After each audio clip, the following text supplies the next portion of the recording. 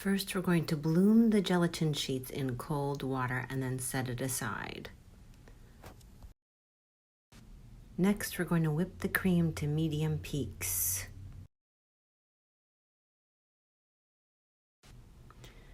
Next, we're going to weigh out about 1/3 of the passion fruit puree and get that warmed up.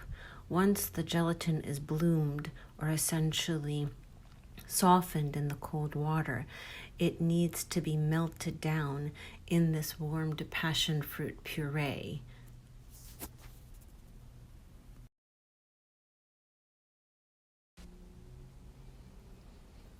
So we're adding the gelatin to the passion fruit puree, and essentially it's melting.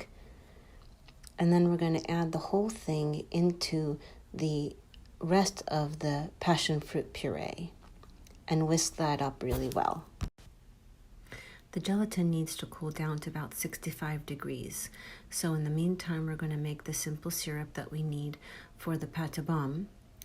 And while the sugar is coming to temp, which is 248, we're going to start aggressively beating our egg yolks so that they're ready to go once the simple syrup reaches temperature.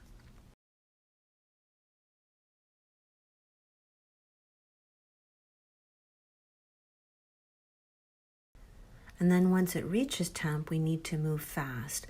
We need to pour that syrup into the egg yolks in pulses, basically lowering the speed, adding some of the simple syrup, then increasing the speed again to whip it up, then doing that over and over again till all the syrup has been added. You could do it all at once, but you can get a lot of splatter when that whisk is moving very quickly, so I prefer to pulse it. Then once it's all been added in, we're going to beat the egg yolks until it's about tepid. So it's about 10 minutes. This is the final step.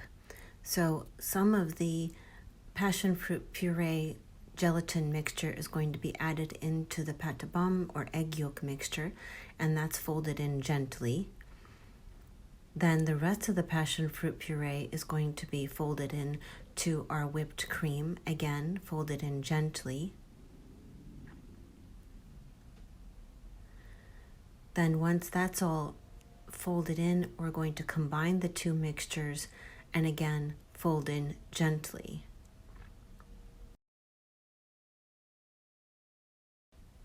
I also added in a little bit of orange gel food coloring just to enhance that passion fruit color. Once it's blended in well, it's done. You can either chill it in molds or glasses and give it a few hours before you unmold or serve.